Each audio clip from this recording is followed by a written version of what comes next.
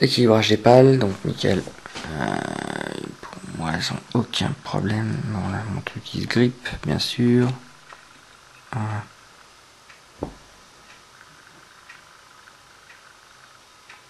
Donc, en temps ordinaire, on utilise ce genre de choses. Donc, la précision, bien sûr, est de l'ordre du degré, hein. Pas plus. C'est pour les 3/4 du temps amplement suffisant, puisque ça nous donne une information générale. Mais le magasin Team Model de Provins m'a prêté, pour vous le montrer, le fameux RC Logger, pour vous le présenter, donc de son ouverture, puisque la boîte est neuve, à sa mise en œuvre sur le Gaui 255. Bon, bah l'ouverture, rien d'extraordinaire, hein, c'est sûr.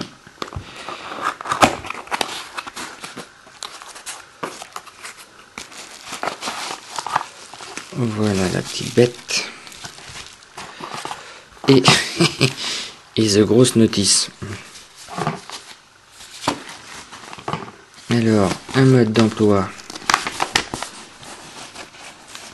en français, ce qui est plus chose, et surtout aussi son homologue en anglais, ce qui permet, en cas d'erreur de traduction ou de choses complètement aberrantes, de vérifier bien sur la version d'origine. Les indications de l'appareil, donc il est en 1, 2, 3, 4 langues. Et il a une sensibilité de 0,1 degré pour des pales jusqu'à 700 mm de long. Donc ça commence à faire de la belle pale. Il est alimenté par une petite pile bouton en 3 volts. Il a une consommation de 3 mA et un poids de 48 grammes. Voilà. L'appareil en question, celui-ci.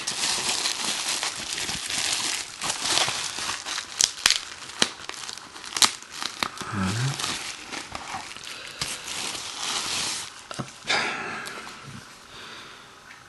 Donc oui, vraiment très pas mal, hein. C'est vraiment pas mal.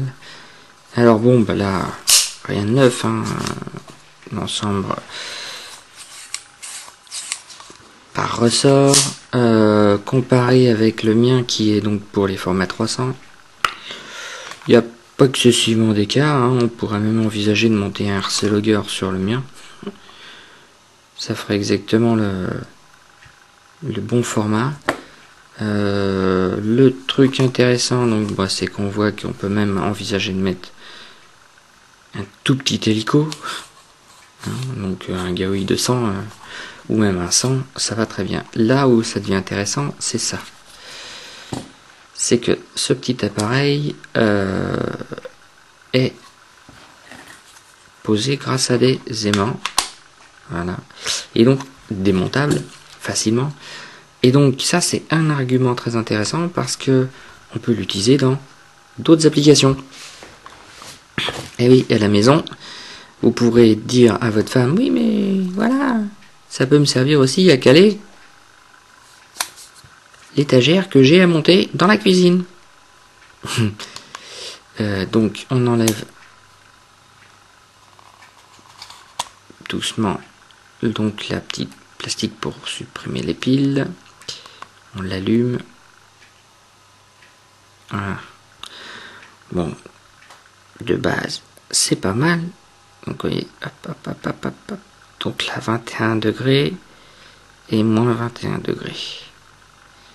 Alors, il y a absolu et relative. Donc, il faut que je regarde ce que c'est. Il y a bien sûr le hold qui permet donc de mémoriser la valeur. Le 0 qui doit permettre une remise à 0, et là on passe en relatif. D'accord. Donc par exemple là en absolu à 24 degrés, je peux y mettre en 0 relatif et donc de mesurer une valeur à partir d'un angle déjà préexistant et revenir en normal. Bon, ils disent qu'en théorie, lors d'un changement de pile ou au démarrage, il faut le calibrer. Donc, la procédure de calibrage est assez simple. Il suffit juste d'appuyer sur 0 pendant 5 secondes et de le positionner dans des positions particulières contre un mur. Donc comme indiqué sur la notice. En fait, on n'a rien d'autre à faire que ça, sauf qu'il y a cette position verticale, non, 1, 2, 3, 4 sur un mur vertical et donc 4 sur un mur, sur un seul pour la partie horizontale. Donc, première info, on met les boutons vers le haut. Il affiche 2. Ensuite, on le retourne sur l'autre face. Il affiche 3. Ensuite, on le met comme ceci. Il affiche 4.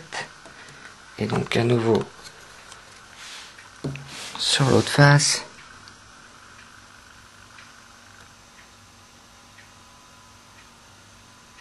Il affiche 5. Ensuite, on le met à l'horizontale.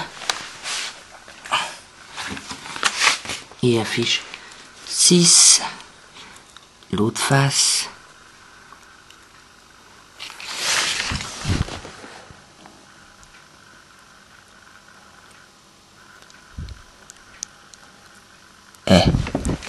J'ai dû me planter. Ça doit pas être 6, ça. Je vois pas.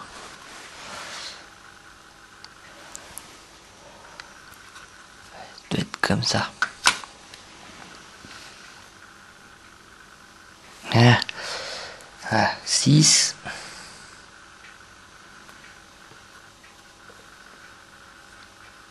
Ensuite,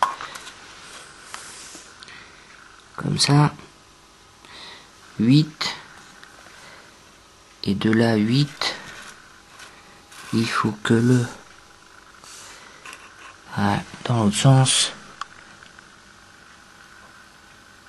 Et voilà, il s'est réinitialisé.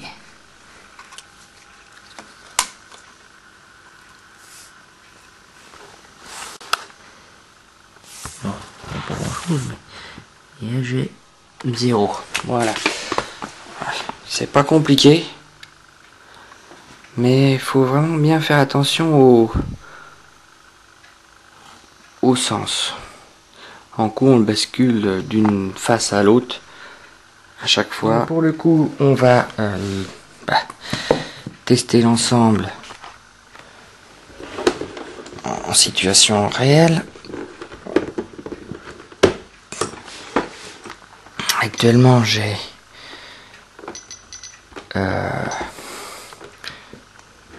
pas de pas réellement, hein. Puisque j'avais mis le minimum pour que ça soit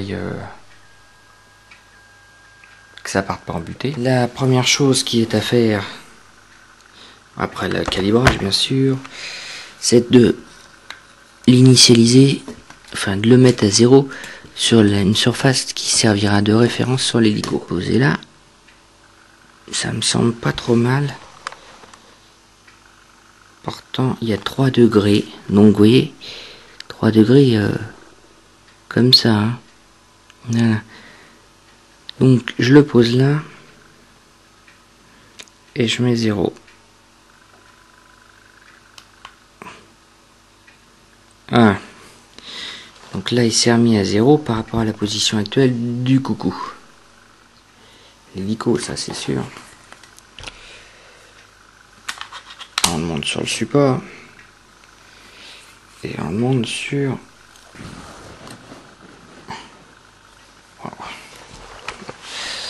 Et on le monte sur la pale. Alors, le tout, ça serait presque d'avoir un niveau à bulle pour garder la barre de belle à plat, parce que c'est pas le tout, mais branche. Je la mets horizontale au plus que je peux, puisque voilà. Et j'ai moins 3 degrés. Voyons voir au minimum. Alors, moins 13 et moins 9. Ce qui est logique puisque j'ai un pas négatif, légèrement négatif ou neutre. Comme quoi. Alors bon, ça pourrait être aussi dû au fait de ne pas être bien à l'horizontale sur la barre de belle. Et ça, c'est dommage.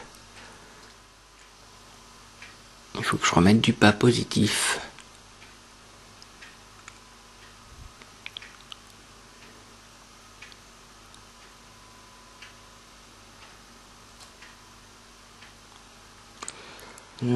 Donc on va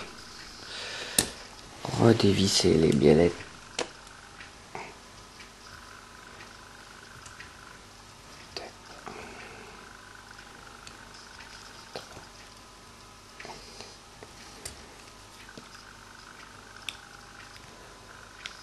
Voilà, après un petit réglage de biellette et étant neutre, je me retrouve donc avec une plus 12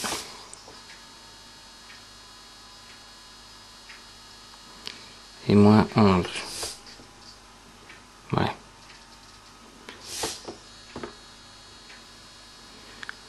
Déjà, si j'exploite le moins 11 de pas, ça sera phénoménal.